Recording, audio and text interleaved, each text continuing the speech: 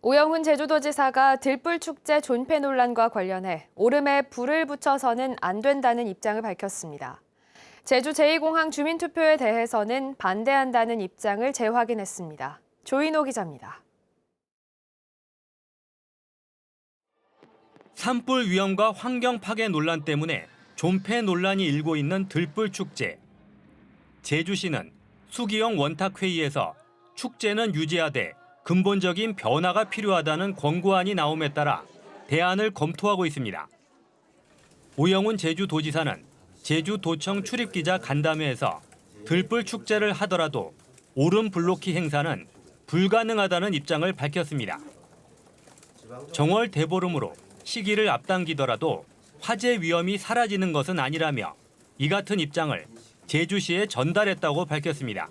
그 시기가 주로 산불이 집중적으로 발생되는 시기이고 앞으로 그 가능성과 개연성이 더 높아질 수밖에 없기 때문에 불을 붙이는 행위는 법적으로 상당한 충돌 가능성이 많이 있습니다. 제2공항 갈등 해소를 위해 주민 투표를 실시하자는 주장에 대해서는 반대한다는 입장을 재확인했습니다. 제2공항 반대 측뿐만 아니라 찬성 측도 주민 투표에 동의해야 한다는 것입니다. 제2공항을 찬성하시는 분들도 주민투표에 동의한다면 그 등식이 성립될 수는 있겠죠. 그런데 저는 그렇게 등식이 아직 성립되고 있다고 보기는 어렵다 보여집니다. 신교통수단인 트램 도입은 정부가 예산을 지원하면 추진하겠다고 밝혔습니다. 우리가 막대한 재정 부담을 지방비로만 해서 사업을 진행하기는 어렵죠. 그런데 도시철도망 기본 계획에 반영이 되게 되면 국비 반영분이 생기게 되는 것이고 우리의 비용 부담을 줄일 수 있는 것이죠. 오영훈 지사는 추석 연휴 기간 제주에서 장모상을 치른 원희룡 국토교통부 장관을 장례식장에서 만나 제주도의 도심 항공교통 추진 상황을 설명했지만 제2공항 문제는 이야기하지 않았고 더불어민주당이 이재명 대표 문제 때문에 분당하지는 않을 것이라고 전망했습니다. MBC 뉴스 조인호입니다. 제주 4.3 당시 대전 형무소에 수감됐다가 한국전쟁 당시 총살당했던 고 김한홍 씨가 74년 만에 고향으로 돌아왔습니다. 유해는 제주 4.3 평화공원에 모셔졌는데 아직 다른 지역 어딘가에 묻혀있을 4.3 희생자는 2,000명이 넘습니다. 이소연 기자입니다. 자치경찰의 호의를 받으며 고향 마을에 들어서는 운구 차량. 제주 4.3 당시 행방불명된 고 김한홍 씨입니다. 친인척과 마을 주민이 모인 가운데 김 씨의 넋을 기리는 추모식이 열렸습니다. 74년 동안 집으로 돌아오지 못했습니다. 가족들은 죽었는지 살았는지도 모른 채 수십 년을 원통함과 휘맺힌 한으로 살아왔습니다. 유해는 생가를 둘러본 뒤 4.3 영령들이 잠든 제주 4.3 평화공원에 모셔졌습니다. 행방불명인에서 이제는 김한홍이라는 이름표를 달았습니다. 아버지를 찾으려고 노력했던 아들은 3년 전 세상을 떠났지만 그 뜻을 며느리와 손자가 이어받아 통안의 한을 풀었습니다. 이런 즐거운 이제 아빠를 쳐다가지고 그것도 못 보고 아빠가 죽어서 이제 가오니까 너무나 억울해가지고 억울해서 눈물이 나는 겁니다. 한국 전쟁 당시 대전 형무소 수감자 수천 명이 끌려가 집단 총살당한 산내 골령골 민간인 학살 사건. 지난 2007년부터 유해 발굴이 시작된 대전 골령골에서 발견된 유해는 1,441구. 이 가운데 79에 대한 유전자 감식이 이뤄졌고 유일하게 신원이 확인된 유해가 4.3 희생자였습니다. 다시 활력을 찾게 된 계기는 아마 그 새로운 검사 방법을 열심히 개발해서 적용할 수 있게 되었기 때문이지 않나 생각이 됩니다. 대전 산내 사건 유족회도 제주를 찾아 고인의 영면을 기원했습니다. 한국전쟁 전후 민간인 학살 100만인의 유족들의 유전자 검사를 철저히 해서 모두 다 가족의 품으로 돌아갈 수 있게 이 국회와 이 정부가 최선을 다해 주기를 바랍니다. 대전 형무소 수감자 200여 명을 포함해 다른 지역 형무소에 있다가 행방불명된 것으로 추정되는 4.3 희생자는 2천여 명. 골령골에서 발굴된 유해의 신원이 처음으로 확인되면서 행방불명된 4.3 유족뿐 아니라 전국 각지의 다른 민간인 학살 유족들도 신원 확인에 대한 기대감이 높아지고 있습니다. MBC 뉴스 이소연입니다.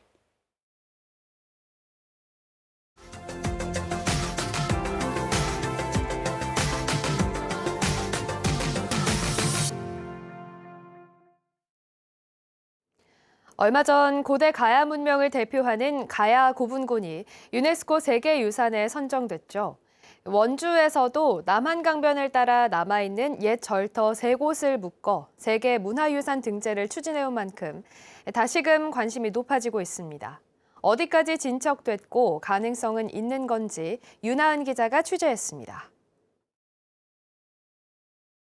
원주시 불온면과 지정면 일대. 남한 강변을 따라 신라 말, 고려시대 창건된 것으로 추정되는 거대 사찰 3곳의 흔적이 그대로 남아 있습니다. 외란과 전쟁 등을 겪으며 훼손됐지만 불교가 융성했던 당시 최고의 기교로 만들어진 탑을 비롯해 여러 독특한 양식들을 그대로 엿볼 수 있는 문화재들을 품고 있습니다. 원주시와 지역 역사학계는 이 같은 폐사지의 역사적 가치에 주목하고 세계문화유산 등재를 추진하고 있습니다. 세계문화유산 등재를 위해서는 우선 세계문화유산 잠정 목록에 올라야 합니다. 먼저 국가대표 자격을 인정받아야 하는 겁니다. 원주시는 지난 2016년과 2020년 2차례 잠정 목록 등재를 추진했지만 문화재청 심의를 통과하지 못했습니다. 원주 지역 내 3대 폐사지 중 한 곳인 이곳 흥법사지는 강원도 유형 문화재지만 국가 사적 지정은 받지 못한 상태입니다. 우선 흥법사지 정비와 사역 연구를 통해 정확한 규모 파악이 시급합니다. 또 다른 과제는 보편성을 확보하는 일입니다. 고려시대 폐사지가 원주에만 있는 것이 아니고 충주 정토사지, 여주 고달사지 등 여러 지역에 걸쳐 있습니다. 최근 세계유산에 지정된 가야 고분군도 시, 군, 나아가 도 경계를 넘어 가야 유적 7곳을 묶은 연속유산입니다. 이 때문에 원주시만의 노력이 아니라 보다 광범위한 협력이 필요합니다.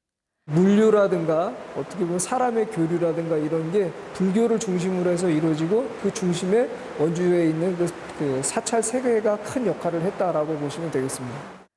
폐사지 연구와 복원 등의 거점 역할을 할 법천사지 유적전시관이 문을 열고 최근 국보 지광국사탑이 제자리로 돌아온 것은 의미가 큽니다.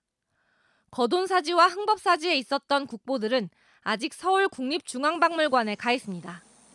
원주 지역 폐사지가 빠른 시간 안에 세계문화유산으로 등재되기는 현실적으로 어려워 보이지만 불교 문화 1000년의 역사를 간직한 옛 절터의 역사적 가치가 바래지 않도록 꾸준한 노력과 관심이 필요합니다.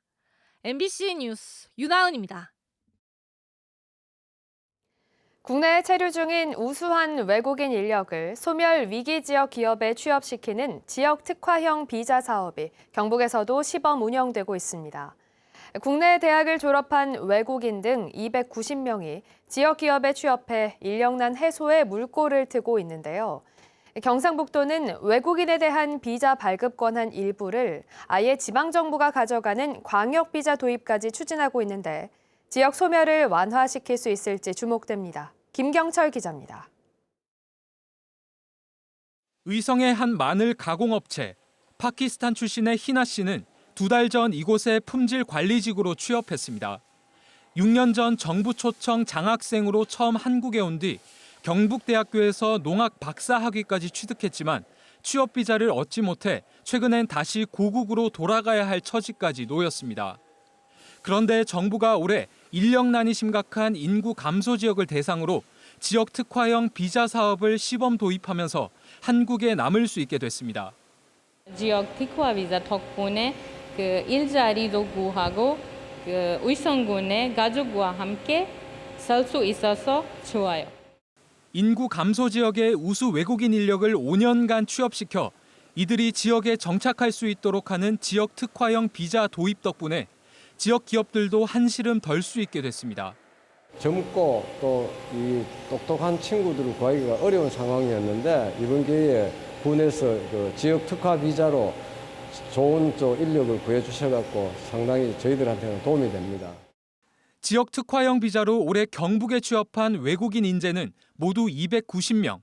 대부분이 20대와 30대 청년입니다. 내년도에는 안동시를 비롯한 도내 15개 인구 소멸 시군의 본사업을 확대 추진하여 인력난 해소에 도움이 되도록 하겠습니다. 경상북도는 한 발 더 나아가 광역자치단체가 직접 외국인에게 입국 허가를 내주는 광역비자 도입도 추진 중입니다.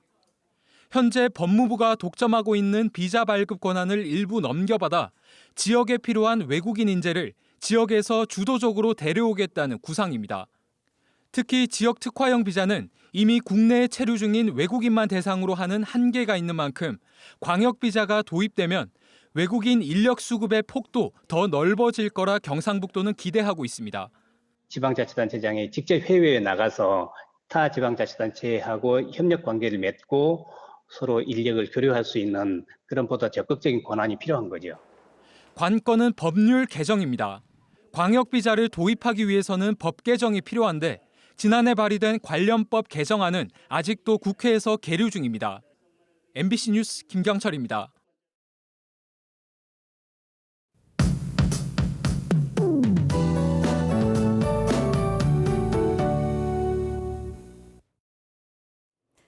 네, 오늘 아침 올가을 들어 가장 쌀쌀합니다. 제주 산간 지역 어리목과 윗새오름은 6.2도까지 떨어졌는데요.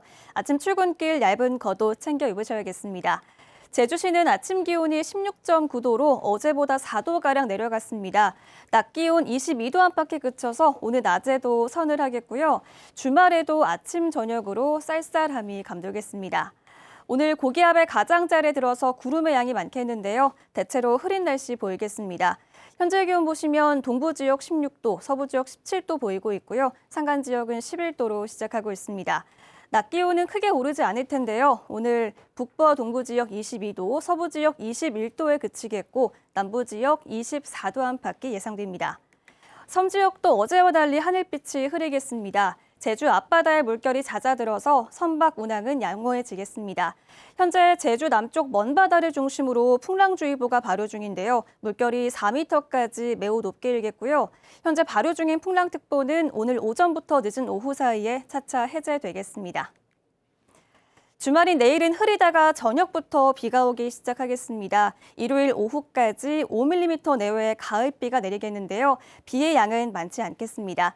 한글날 연휴에는 맑은 가운데 선선해서 바깥 나들이 하기 좋겠습니다. 기상정보였습니다. 제주시에 등록된 차량의 과태료 체납액이 100억 원을 넘는 것으로 나타났습니다. 제주시에 따르면 지난해부터 의무 보험에 가입하지 않거나 정기검사를 받지 않아 부과된 과태료는 123억 4천만 원으로 이 가운데 14%인 16억 2천만 원만 납부돼 체납액이 107억 원에 달했습니다. 제주시는 이달 말까지 과태료 체납 관리단을 운영해 1년 이상 의무보험 미가입 차량은 직권 말소하기로 했습니다. 제주 지역 초등학교 여성 교원의 관리직 비율이 전국에서 가장 높은 것으로 나타났습니다. 국회 교육위원회 김남국 의원이 교육부로부터 제출받은 자료에 따르면 제주 지역 초등학교 여성 교원의 관리직 비율은 73.6%로 전국 17개 시도교육청 가운데 가장 높았습니다. 중학교 내 여성 교원 관리직 비율은 32.5%로 전국 평균인 36.8%보다 낮았고 고등학교는 19.3%로 전국의 평균과 비슷한 수준을 보였습니다. 추석 연휴 동안 제주 뱃길 이용객이 크게 늘었습니다. 한국해양교통안전공단에 따르면 이번 추석 연휴 기간 제주 입출항 여객선 이용객은 13만 1,600여 명으로 지난해보다 60% 증가했습니다. 이는 임시 공휴일 지정으로 연휴 기간이 늘어난 데다 기상 상태도 좋아 여객선 운항이 원활했기 때문으로 분석됩니다. 남방 큰돌고래에 과도하게 접근했다가 해경에 적발된 낚시 어선들에게 과태료 부과가 불가능한 것으로 파악됐습니다. 더불어민주당 위성곤 의원실에 따르면 현행법상 해양보호생물의 50m 이내 접근이 금지된 선박은 마리나 선박과 수상 레저기구 등으로 체험형 낚시 어선은 제외됐습니다. 위 의원은 해양수산부가 실태 파악에 나서 체험형 낚시 어선도 접근 제한 선박에 포함하고 신고 포상금제를 도입해 적극적인 단속에 나설 필요가 있다고 강조했습니다. 한편 제주에서는 지난 5월과 8월 체험형 낚시 어선 2척이 적발됐습니다. 제주도가 정부의 지방시대 종합계획에 반영할 제주도 지방시대 계획안과 초광역권 발전 계획안을 대통령 직속 지방시대위원회에 제출했습니다. 제주도 지방시대 계획안에는 도심 항공교통과 민간항공 우주산업, 그린수소 등 미래 성장 산업과 대통령 지역 공약 과제 등 408개 과제가 포함됐습니다. 2개 이상 지자체가 협력하는 초광역권 발전 계획에는 바이오와 에너지와 문화관광 분야 등 9개 협력 사업이 포함됐습니다.